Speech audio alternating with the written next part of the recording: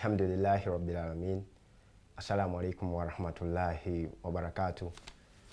Nkwanirizaako nnyo gwe wenna yonna gy'osinzidde ali ku Salam TV ke kadde era akadde aka programu yaffe Islam and Finance. Islam and Finance tutunuulira obusiraamu engeri gye butambuzaamu ebyenfuna era ngeri gye bubirambululamu okulaba nga tuyambibwa okwebbulula mu mbeera zaffe ez'obuntu. Programu eno ekutuusibwako Ijaz Finance era nga Ijaz Finance tusangibwa ku Nasser Road ku kizimbe bakita Conrad Plaza, Nasser Road wakwataganya Entebbe Road. Nkwanirizaako wenna gwe muganda wange yenna ali ku Salam TV. Ebbanga lyonna oba wiiki sabbiiti eziyise tubadde tujja twogera ku nkola ze tulina okuyitamu oba ezitulungamya nga twekulaakulanya era ng'enkola ezo zitambulira mu kuba nga tuli wamu. Mu kubeera awamu kiba kitegeeza nti tojja kwezimba nga oli omu era kiba kitegeeza nti tulina okukwata oba okukwatira awamu igwe n'omuntu omulala. Olwaleero kwe tusinzidde ne tujja n'omulamwa ogw'awamu era nga omulamwa ogwo gwe njagala twogereko olwaleero siri nzekka agenda okugwogerako wabula nayise ne muganda wange Madamu Nampijja Rashida era gwendi naye wano essaawa ya leero. Ngenda kusaba atweyanjulire mu bujjuvu ate era tweyongereyo n'omulamwa gwaffe nagwo tugumanye tuguleese olw'okuba nti tubadde tulina enkola ze tubadde tuze tulaba naye ng'enkola ezo zeetaaga okuba nga tuzitambuza naye ng'era nga tutambulidde wamu. Naye omuntu ayinza okuba nga takola ki tamanyi obumu buno bwe butya bwe tuze twogerako n'okulaba nga enkola zaffe ziri nga mujwaraba ne musharaka zetubadde twogerako emabegakaawo oba omuntu zabadde awulira tamanya kwegamba okufunamu obulungi kyandibadde kyetaagisa ki kwe kubajjirayo omulamwa guno ogwaleero era tugenda kugwogerako madamu waali okulaba nga byonna tubiteeka mu bumanyifu tubeere nga twegamba twekulaakulanya mu mbeera ezaffe Allah ze yatulambikako ng'era wentera okukibagamba. Abdulwahab Kasasa ge mannya gange kwanjula programu eno. Nsabye Madamu Rashida Nampijja okweyanjula ate era tugende mu maaso n'omulamwa gwaffe inshallah. Assalamu alaikum wa rahmatullah. Alaikum salam wa rahmatullahi wa barakatuh. Madamu Rashida mbadde nsaba weyanjulira abatulaba kawungezi kawolwaleero era otubuulire omulamwa gwe tuzze nagwo kwegamba kiki kye bagenda okusuubira mu mulamwa guno n'ekirala omulamwa guno gugenda bayamba gutya mu bingi bye tuleese olwaleero. Bismillahir Rahmanir Rahim. Abalabi baffe aba Salam TV ne programu ya Islam and Finance mbaaniriza mu programu eno. Sooka okwebaza wakitiibwa Allah akyatuwadde ekiyengera ky'obulamu ate nga bulungi.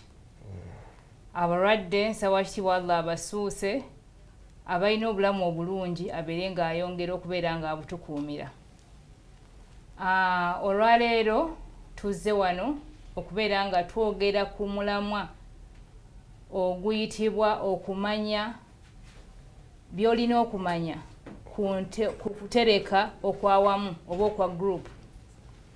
Amanya nze Rashida Nampijja nga nkola n'ekitongole ekya Ijaz Finance nga kitunzi ndi mu department ya kitunzi oba gye tuyita sales department era ng'ebitongole ebimu bigiyita marketing department.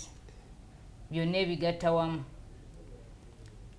Emirimu gyange emirala ngitambulizaako ku Makerere University Business School. Mwena mulimanyi ettendekero eryo likwata ku bintu bya business. Ne background gye nnina entono mu bya business mbakakasa nti we tugenda okuviira wano olwaleero ku mulamwa guno gwe tuliko tugenda kubanga tusiimye era nga tutegedde engeri gye tuyinza okwekulaakulanyaamu nga tuyita mu kwegatta oba groups oba ebibiina ng'abasinga bye mubiyita ku byalo bye muwangaalira oba mu bitundu bye muwangaayiramu. Olwaleero tugenda kubanga tutegeera ku group kyeki ekisooka kya byonna nga yetunabagamba kuterekera mu group tulina okusooka ne tutegeera group yo nga yo kyeki.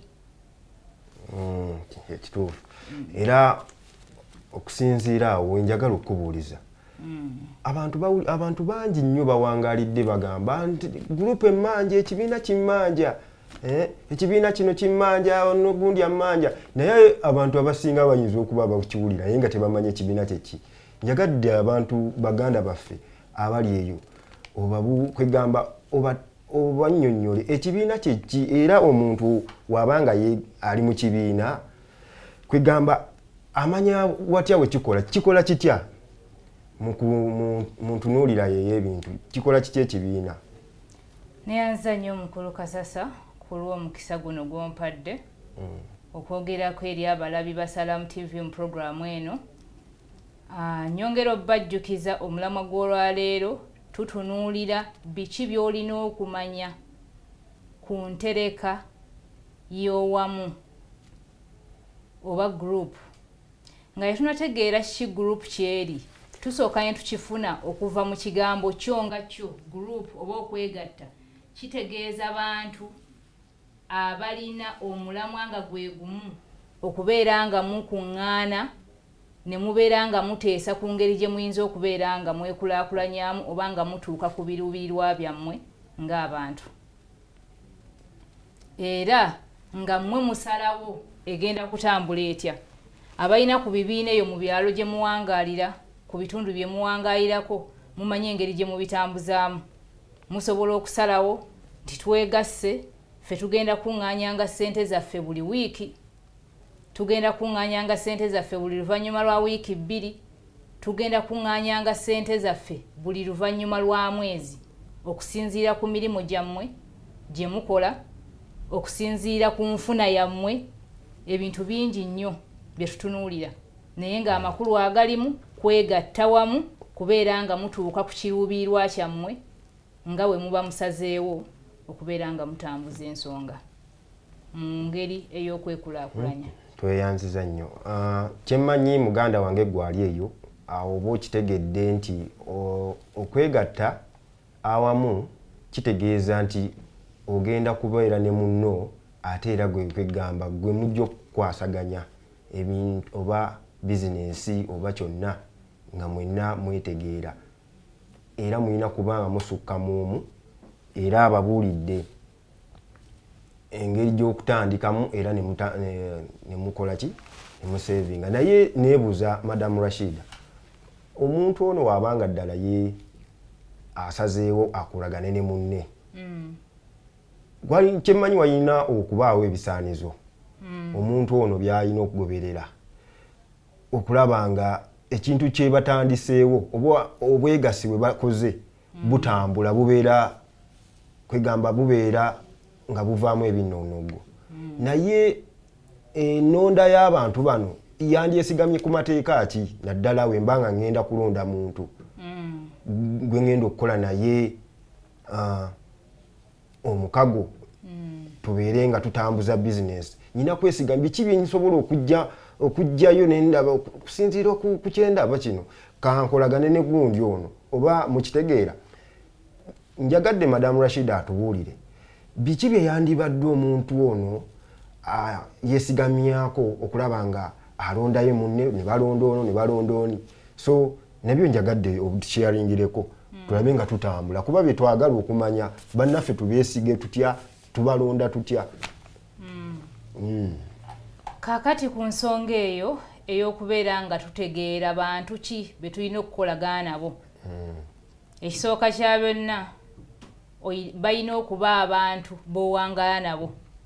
Kuba neewaba nga waliwo ekyetaagisizza kyonna essente mugenda zikolekitinga batya kyanguwa ng'omuntu ono owangaala naye mu kitundu kyekimu. Ayina okuba omuntu gw'owangaala naye ate era omuntu gw'owangaala naye mu kitundu ekyo yagenda okuba omwangu okwesiga kuba oba omutegeera. Bwe mubanga muwangayidde mu kitundu kyekimu ne wabanga bizinesi temukola yeemu oba owulira ebimukwatako oba ng'olina by'omanyi ku ye. Era ng'abantu ababeera mu kitundu kyekimu oba owulira omuntu oyo mwesigwa, omuntu oyo wabanga yeewoze ekintu ne wewaba ku dduuka azaayo ssente, omuntu oyo omulimo gwe gwakola gumufunira bwe bati ne bwe bati. Ayina okuba omuntu gw'owangaala naye mu kitundu kyekisooka. Ayina okuba nga tuwangaala naye ng'embeera ze nazo nzitegedde, ng'embeera ze ozimanyi era nga mmanyi obwerufu we bukoma ne we butandikira. Kyandibadde kyankizo nnyo muganda wange gwatulaba bino n'obiwuliza ate oba n'obiwandika n'obitegeera okulaba nga weeyongerayo mu maaso. So abantu ayinza okulonda omuntu oba ayina ate olw'okuba nti munnaye ayagala jje naye nga munnaye neiba yazze jjo naye nga tomanyi gye yavudde. Tomanyi gye yavudde oba bamugobye oba bakoze eki bamugobedde ki gwe muwadde obwa sekuritale. So oba gwe muwadde obuwanika ekivaamu tujja biraba mu maaso eyo. So kati ensonga eyo esooka mulina okuba nga abantu abo be mwagala okugatta mu gurupu yammwe oba mu kibinja kyammwe balina okuba abantu be muwangaala nabo. Kyakubiri balina okuba abantu abeesigwa nga just tali ku kitundu tabeerako bubeezi wabula ng'olina by'omumanyiiko. Kuba abantu bangi tuwangaala nabo ku bitundu naye nga tomanyi, temwebuuzanga nako, tolina ky'omumanyiiko, tomanyi na mulimo gwakola naye olw'okuba owangaala naye ku kitundu. Si muntu mutuufu ow'okubeera ng'ojjayo gatte mu gurupu yammwe oba okumuguza omulamwa guno ogw'okubeera nga mwegatta wamu okubeera nga mwekulaakulanya. So ekisooka mulina okuba nga muwangaala naye ate ng'olina by'omumanyiiko nga mwesigwa. Ate obusobozi. Ekirala olina okutunuulira obusobozi bw'omuntu gw'oyagala okuyingiza mu gurupu. Nakyo kikulu nnyo kuba waliyo abantu ng'ali awo ng'asobola okugamba nze njagala kugenda mu gurupu eyo naye nga takola. Oba ekibiina kyaffe ekibiina kwegamba njagala okwekulaakulanya biri nnyo mu bakyala. Njagala okwekulaakulanya naye sooka weebuuze omuntu ono akola mulimo ki? Obusobozi bwe buli butya? Ayinza okwegatta mu kibiina ate kwegamba enteekateeka zonna ne zifa olw'ensonga temwasooka kulaba wa waakwata na waatasobola kukwata. So kati tulina okutunuulira obusobozi mu nsonga y'ebyensimbi. Tukolagane n'abantu nga bakola. Oba oli wabanga takola ewaka omwami we akasente kaalekawo wali watya waba mukyala osobola okumanya nti omwami we yalina akasente. Madamu Rashida akasente tusobola okeyimirirako omusajja kaalekise waka. Abantu bangi abakyala bangi bye bakoze mu kasente ako ak'ewaka. Omusajja asobola okuba ng'aleka emitwalo 3 n'obeera ng'omutwalo osobola okugufissa ng'oyiyiza mu giri ebiri era ng'omuntu alina ekiruubirirwa. So kati ekintu kino tekiri nnyo ku bantu abakola obukozi wabula ne bano wabanga agamba nti asigala waka asobola okusevingayo omutwalo ogwo okusinziira gwe nga bw'omulaba. Kuba abakyala bangi nga ye bizinensi ye kameeza nga kwafunira akasente kagenda okussa mu kibiina. Era bw'anaabanga mwesigwa ajja kufuba nti newe banaaleka ebiri bw'abanga yateesa nti buli wiiki omutwalo nja guleeta ajja kufuna engeri gy'akifunzaamu oba ye ajja kugamba nti kansiiba olwaleero nja kufumba ekawungeezi naye nga nnyina ze nfissizzaako era akikole. Kwe kulaba wamma nga balemerako nnyo ku kameeza ako. At least afiirwa ebirala byonna. Naye nga akameeza akoze ki? Ng'amanyi nti weekaliko. Ensonga yakuba nga yeekomiti oba nga yasalawo nti mu kibiina nnina okukola ki? Nnina okubeera nga nnina kempaayo. So omutima ogwo nagwo gwetaagisa. Ogwagala okwekulaakulanya. Mu Luzungu tusobola okiyita commitment. So kati n'eyo nsonga nkulu nnyo. Kulaba nga tutambuza okwegatta okwawamu kuno biri bitusangeeyo byonna enkola zonna zetubadde tujja twogerako. Okay, kaakati ndowooza muganda wange gwe ofunye ekifaananyi naddala ku biki bye twandisinziddeko okulaba nga tulonda omuntu yenna yandyagadde twegattako mu mugendero ogwawamu oba bye tuyita ebibiina mu luzungu tusobola okukozesa olulimi olwa groups okulaba nga twekulaakulanya.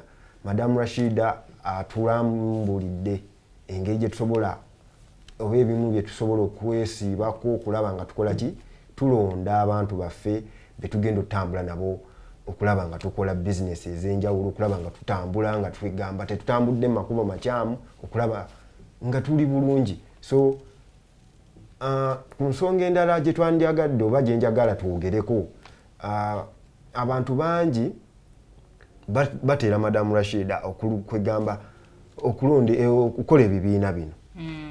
Naye kwegamba waliwo we tutambula ne tulaba amayumba, ne tulaba zaakedi, ne tulaba ki, ne batugamba nno eyo nno gy'olaba ya gurupu ya gundi oba ekibiina kya gundi kyekyekwata awamu nekikola ki nekizimba nekyesondasonda akasente nekikola ekizimbe ekyo munaye kyabo. Naye ne weebuuza bano bakola batya okutuuka wano kwegamba we batuuse. Kwegamba nga abamu tebakkiriza na kukkiriza, abamu bagamba nammwe mbe balimba ekyo kya gundi. Naye ng'abantu kwegamba nze mmanyi ekikireetera ekyo abantu tebagala kwekkiririzaamu. Niwe mwekkiririzaamu nga gurupu oba ng'ekibiina muba musobola okukola ki okutambulira ddala era ne mutuuka ku binnonogo ng'ebyo. Wano wensinzidde okubuuliza ekibuuzo kino, omuntu kwegamba wabanga oba akulira ekibiina biki byasobola okukozesa okukunga banne ne bibatuusa ku nkulaakulana eyannamaddala kyetwandiyise success.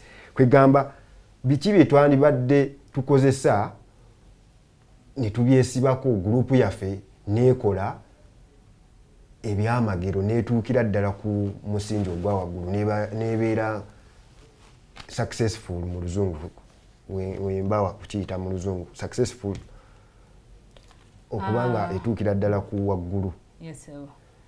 Ekisooka kya byonna saawa eno twagala kutunuulira gurupu zino ziwangudde zitya, zituuse zitya ku buwanguzi. Abantu bangi bakola ebibiina gye bawangaayira n'ogenda okulaba omwaka guggwako sente z'ekibiina zaayidde, sente z'ekibiina baazibbye, oli yadduse ne sente z'ekibiina. Bisoboka, naye musobola okubeera nga mubyewala mu gurupu yammwe. Ekisooka kya byonna nga walonda bulungi abantu b'ogenda okukolagana nabo. Bw'obanga ogendedde ku mitendera gye twogeddeko nti abantu bano olina okuba nga obeesiga. Kyakubiri ng'otegedde nti financially basobola okubeera nga bayimirizaawo gurupu eno, baba tebayinza kuyiwa. So kati ebintu ebirala by'oyinza okwesigamako ennyo ng'omaze okutegeera abantu bano nti obalonze mu butuufu bwabwe, otunuulira ensonga ya democracy. Ekibiina kino kijja ne kibeera n'abakulembeze ab'enjawulo. Ono ye mobilizer oba omukubiriza, ono ye kashiya yakutte ssente zaffe, ono ye muwandiisi. Abantu abo mubalonze mutya? Kyekisooka. Ebiseera ebisinga buli we tubeera ewamu mubaamu abantu abasongebwamu olunwe, oyo ngeri gyali nti alayika atusingako ku ssente, lwaki si gwe tuwadde obwa kino? Nga basinzidde ku status ya muntu oba ku ngeri gy'alabikamu oba ku ngeri gy'alabikamu. So kati ne bamanya nti omuntu ono ajja kuba ki ajja kuba atukolera ebintu era bijja kuba byamagero. So kati normally nga tebasinzidde ku bimu ku bisobola okugjayo ekintu obulungi. So mu bufunze abantu baffe balina okuteekawo democracy naddala oba enfuga ey'amateeka nga bagenda okuyingira oba okukola omukago bafuminge oba bakole ekibiina. Ndowooza mwetaagisaamu si bye tuwulira constitution simanyi bino simanyi biki ne babaga amateeka. Amateeka ago gandibadde gatya? Amateeka ago gaba gasinziira ku biruubirirwa byammwe mwenga mmwe. Ekisooka kya byonna muyina okusalawo nti ssente zino ze tukuŋŋaanya twagala zikolamu ki goolo nti bwe mubanga mumaze okutegeera goolo yammwe temugenda kudaivatinga nti mutuuse mu makkati g'omwaka nti kano kagwirawo tuziteeke mu kino goolo yaffe muyina okubeera ne goolo ng'ate temugivaako mulamwa ki gwe tuliko ekiruubirirwa kyaffe ekitutuusa ku kye twagala kiki kiriwa so muyina okuba n'ekiruubirirwa nga mutandika n'ekirala muyina okuteekawo etteeka nti bwe muba musazeewo nti ekibiina kyammwe ky'abakozi abafuna ssente ez'omwezi nti buli nga 3 ssente zirina okuba nga zituuse olw'okuba ekibiina kyammwe mwakizimbirwa ku bwesigo we wanaabaawo gwe batannasasula nga 3 ajja kufuna amusuulirawo nga tannakola ki nga tannafuna mwewala ebyokugamba nti ate ono teyaleese ate waveewo enkaayana oba abamu nga basoolobyeko ku bannaabo mu nsasula naddala mu kuba nga beewaddeyo ate abalala ne bateewaayo so walina okubaawo amateeka naye nga amateeka gano mukakasa nti galina okugobererwa mutya walina okubaawo fayini ataleese ssente ze mu kiseera bwekiti fayini ya kino omuntu abeere n'obuvunaanyizibwa mobilize akole ogugwe kiggwe nga tagenda kunenyezebwa singa omuntu ono tanakola ki tanaleeta ssente kino tekidduse noono amanye tekijja kuddusa mmemba kuba bajja kutegeera nti ekibiina kino nakiyingira nga ntegedde amateeka y'ensonga lwaki ne bwe tuba tulonda abakulembeze buli omu ayina obuyinza obwesimbawo tetulonda bulonzi nti ono tumulonze ku kino omuntu yeesimbewo alondebwe tubeere bamativu nti omuntu ono ffe twamulonda era nga tulaba nti asobola okukola wali byonna nga biganye mwejjusa mwekka nti bannaye twalonda naye bwe twalonda tulabika si yali omutuufu so n'ekirala bwe tuba nga tunaawangula mu gurupu zaffe zino tulina okutunuulira obunene bwa goolo yaffe tulina okubeera nga tuseetinga ekiruubirirwa kyaffe nga kiri realistic oba nga kisoboka sigamba nga tumanyi nti tuli bakozi ba musaala nga tufuna emitwalo 3 omwezi leka tuleme kukola goolo ya bukadde 3 mu mwaka gumu tetujja kisobola ate wabaawo n'okutema ssente zino nti omuntu agenda kuleeta emitwalo 2 kwegamba buli omu ne bamutemera kyandibadde kikkaanyizibwako oba kwegamba buli omu njagadde nakyo nkireete mu kifaananyi ekyo kwegamba mu njogera yene ey'okuba nti oteekawo ky'osobola zino ssente memba oba omuntu waffe zagenda okuleeta mu kibiina ssente zino ziyina kuba nga kwegamba buli omu yeetemye oba amateeka gali ge twogeddeko waggulu era amateeka ge galina otuyambako ate kiba kirungi nnyo ne tuba nga ssente zonna ze tugenda okubeera nga tukuŋŋaanya zirimu okwenkanyankanya bwe tuba tusazeewo nti mitwalo 5 leka buli omu aleeta 5 ne bw'aba nga atusingako okufuna wano twenkanye naye tutambulire ku kigendererwa kiri kye twakola ki kubanga ku nkomerero ya byonna tewajja kubaawo akaayana nti nze naleeta nnyingi bano ne baleeta ntono leka tuleete ekintu nga kikola ki mu nkola zaffe okulaba nga enkola zaffe zitambula kinnawadda ziri ze twayogerako mu wiiki eri atulaba ze tubadde tujja nga twogera okubakubira ekifaananyi kino ekya gurupu kwegamba kikwatagane n'enkola ziri kulaba nga zonna zitambula nga oba zifiitinga mu kino kyetugezaako okubalaga nti at least wabeerewo enkola eraga nti ono ya ssente ze yaleese era n'oli ze yaleese n'ono ze kwegamba tubeere nga tuli uniform oba nga twenkanankana Madamu Rashida kyagezaako okuba ekifaananyi ekyo era tubeere nga tukitegeera era nga tutambulira ne ku mateeka so nkwebaza nnyo Madamu Rashida okulaba nga abantu baffe obawa ekifaananyi ekirungi n'okulaba nga obasomesa mu mbeera y'okuteekateeka gurupusi zaffe zino bwe tuba nga bakuba nga tutambula era nga tugenda mu maaso n'okulaba nga tutuuka ku birungi ate abantu bye batasobola kukola ki kusuubira nti oli munnange yali akola ki yali asobola otuukawo ebibiina bino biyamba bajjajjaffe edda nga era ogenda mu byalo ebimu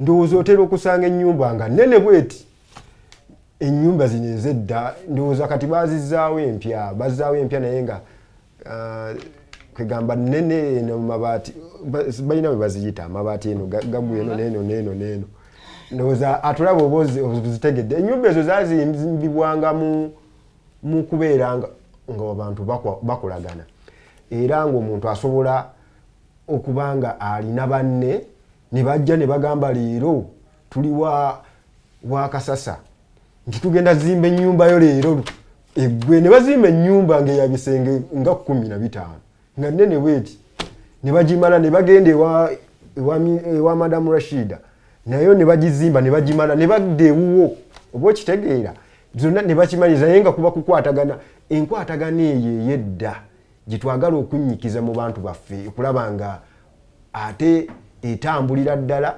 obanga kwegamba yeeyongerako ku stage weeri kati essaawa zaakakati tuddeyo tubeere n'omutima guli bajjajja baffe gwe bakozesanga okulaba nga batambuza obulamu bwabwe obulungi okulaba nga gundi waabanga afunye ekirungi nona alina okifunako kwegamba mu mbeera bwetyo tuba tujja kutambula bulungi era tujja kuba twesiimisa ensi yonna akulaba ono ali bulungi n'oli ali bulungi so mu mbeera bwetyo bwetwagala tutambule.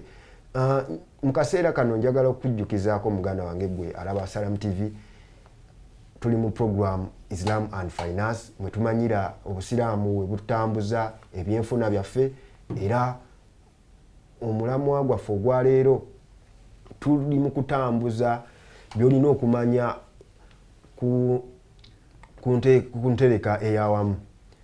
Mu ntereka ey'awamu olina okumanya obwawamu kyeki bye tubadde tujja nga tubalambulira. Programu eno kutuusibwako Ijaz Finance era nga tusangibwa ku Conrad Plaza nasawudibwa kwa Tanganyika Road. Mumala okukola groups zammwe eyo gye muli era ne muba nga musevinga mugulewo accounts mu Ijaz Finance. Tuli ku mutendera gwa Tayafo era nga tuli registered by Ministry of Trade Industries and Cooperatives, licensed by Uganda Microfinance Regulatory Authority.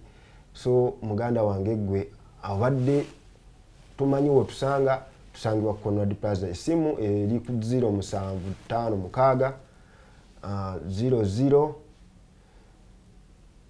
kanjiddemu obuto eri 07 4 mukaaga 00 za mirundi 3 M23 eri 07 mukaaga 0 mirundi 3 M23 ojja kuba ofuna aba Ijaz era ojja kuba ofuna byonna ebisingawo ku namba y'essimu eyo.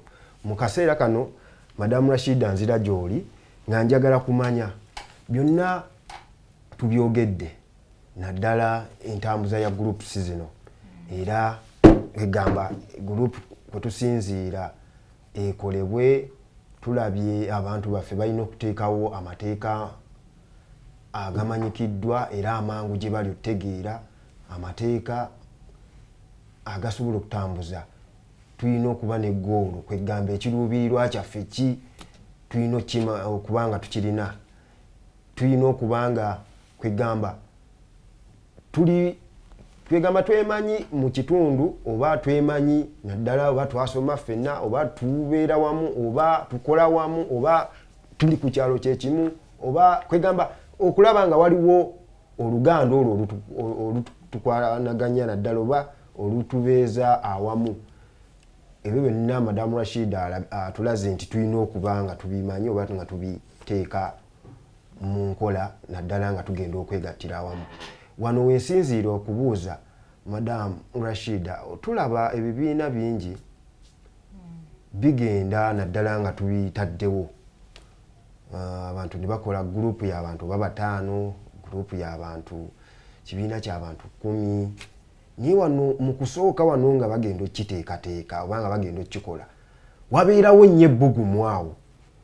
Ebbugumu ne lijja olinga naye ayagala nange njagala naye waliwo ekiseera bwe kituuka ebbugumu lino ate ne liba nga terikyakola ki kwegamba ne bava ne ku bye baali balagaanako ate nga byandibadde bibatwala mu maaso.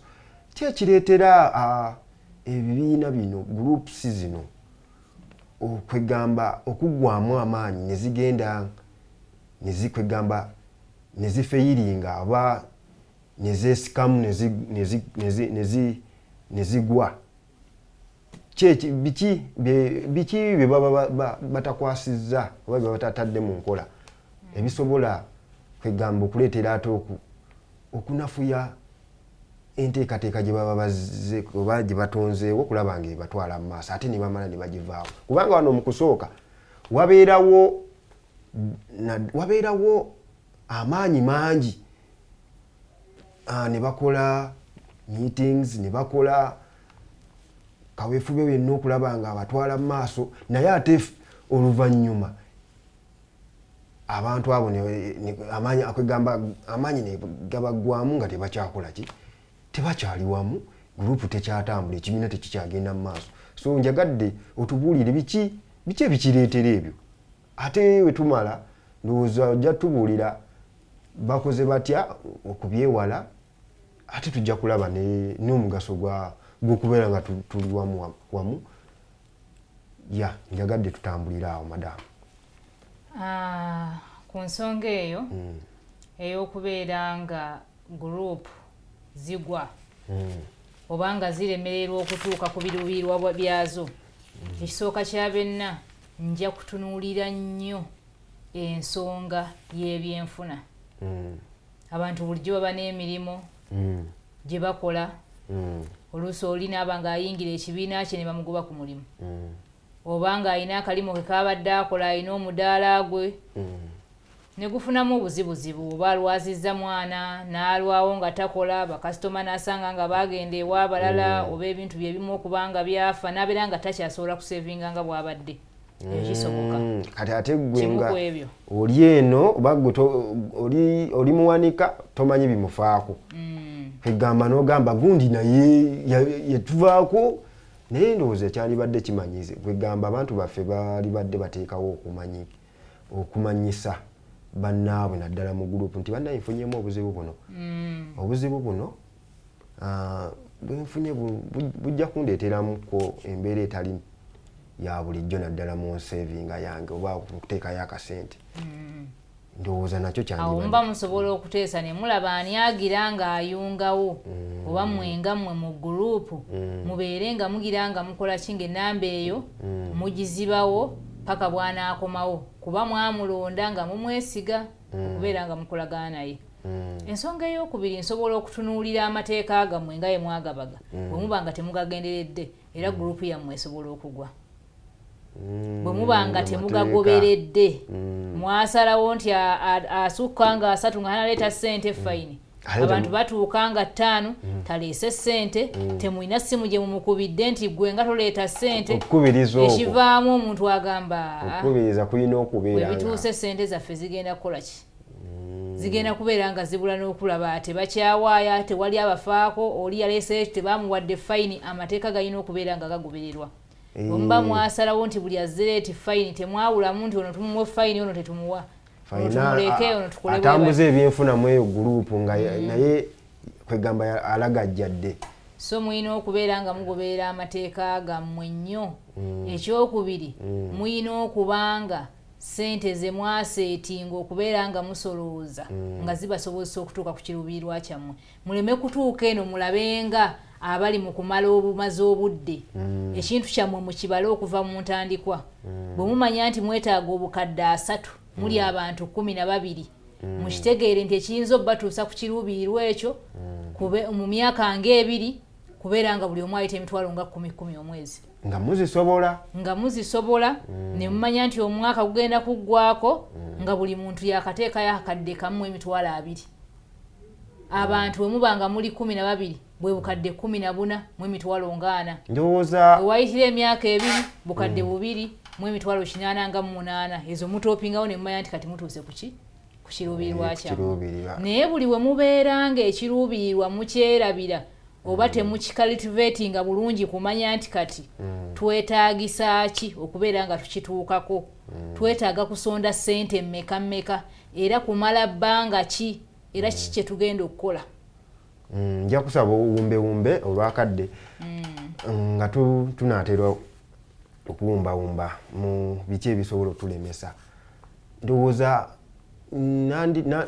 kano kalowoozo mu ntambuza y'ekibiina kino oba kwegatta kuno Kw'awamu ndowooza ow'ebyensimbi alina okutuwa embalirira ndowooza netuyambako okulaba nga tutambula n'okujjukiza abo abakoze ki kiyinza nakyo okutuzza engulu oba okuzza engulu gurupu eyo okulaba nga yeeyongerayo ndowooza Madamu Rashida nakyo ndowooza kyandibadde ku mwanjo eyo record keeping mulina okubanga mulina ebiwandiiko ebikwata ku buli omu ono yakaleeta bweziti ono omwezi guno yazireeta mu budde ono twamuteeka mu fayini yazino yazireeta buli kimu kirina okubaawo ate nga ku akawunti mu bank gye mutereka nga nazo gye ziri era awo weŋŋambira nti okwewala okubeera nga mufuna obutakkanya mu gurupu yammwe sente zammwe yesi muzikuŋŋaanye nga mulina ne treasurer wammwe naye mubeere n'akawunti katugeze nga mu Hijazi abantu bangi babeera n'omuwanika waabwe naye nga sente azitereka mu nnyumba bw'anaakeera n'abagamba nti zaayidde oba baazibbye mugenda kumunenyanga ebitongole ebitereka ensimbi bwebiri awo nkugambira nti woofuna gurupu yo jangu mu Hijazi gulawo akawunti gurupu yammwe mugiregisteringe abakugu mu bizinensi gye bali bajja nakubagayidinga nti omulamwa gwe muliko gunaabayamba bwe muba nga musazeewo nti kulunda nkoko bajja bategeeza nti ebizibu ebiri mu kulunda enkoko biri bwe biti ne bwe biti mwinamu abakugu so baba basobola okubeera nga abategeeza ku nsonga ez'enjawulo eziyinza okubayamba mu ddakiika nga 2 nga mutwala mu maaso njagala tubabuulireyo ebisobola okubayamba naddala mu ntereka ey'awamu awe kwegamba tulabye ebisobola okunnyika obitugambye naye biki bitwandibadde tufunamu ebirungi mu ddakiika nga 2 gurupu ekisooka ekirungi kyayo nti ekuwa olukusa olubeera ng'osobola okufuna amangulooni ng'ozze mu banka Hijazi bw'oba otutuukiridde nga muli mu gurupu kitwanguyira okubawa ssente okusinga omuntu azze nga kinnoomu kyakubiri nammwe ejja kubayambako okubeera nga musevinga akatono katono ne mutuuka ku kiruubirirwa ekinene ate mu bbanga nga siri awala nnyo so nabwe kityo twandibale tutunuulira nnyo okusevinga okwawamu okusinga okubeera ng'omuntu okwasaganya wekka ensonga yonna gy'oba oyagala okuggusa kubanga agali ewamu gegaluma ennyama so bwe tunaaba nga twegasse wamu tujja kukulaakulana mangu aye tujja kubeera nga tufuna okuyambibwa mu bitongole by'ensimbi nga tebatwetooloozezza nnyo inshallah atulaba munaye byonna ensonga zonna oziwulidde birungi bingi by'osobola okujjamu oba mu kusevingira awamu oba mu kukolawo gurupu gyetwandiise ekibiina era mbakubiriza okubanga mwenna mugendera ku nkola eno era ejja batuusa wala mumala okukola groups mujje mu banking oba mu saving mu Hijazi nga Madamu Rashida wayogeddeko mubadde balabi balungi okuva gye twatandikidde paka wano we tutuuse inshallah nate tulabye groups kyeki byonna tubirabye era bizze tubadde tujja tuzoogerako nti nkola eno ekozesebwa mu gurupu bweti kati tulabye gurupu tutubinyonyose omulundi omulala inshallah tujja kujja n'omulamu omulala ate era mu nkola naddala mu nkola zaffe ez'obusiraamu tuyitira okwekulaakulanya inshallah mubeere bulungi. Assalamu alaikum wa rahmatullahi wa barakatuh. Muheraba.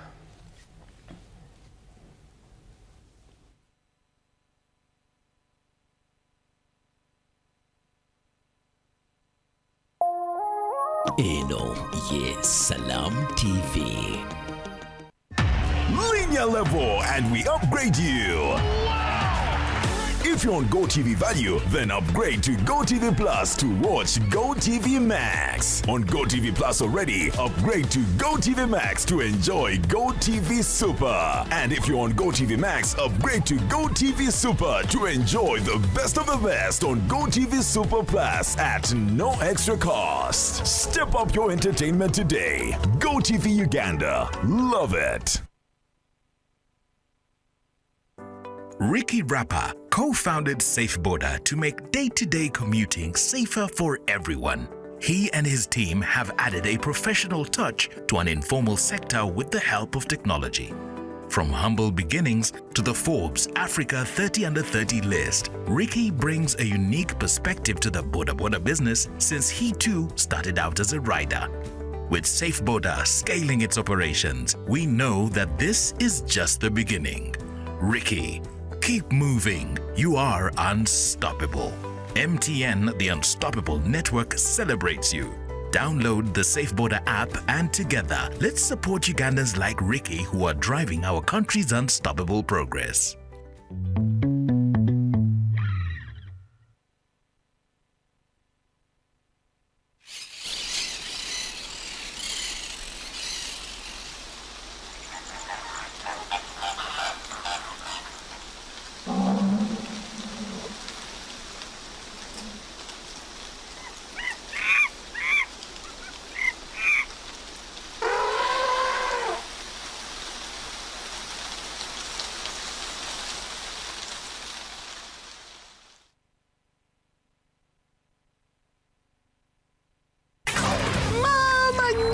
Ino internet wenyukanga ekizungirizi ate kamera yayo lumamyo bannange eryandaka ku buggo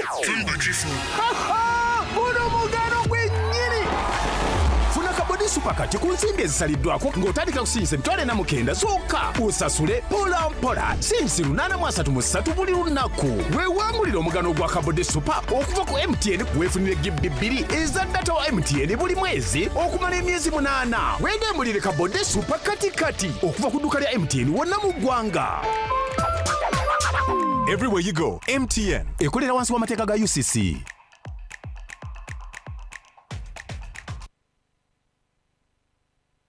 Nsika Muslim Secondary School, ly'essomero ery'omulembe nga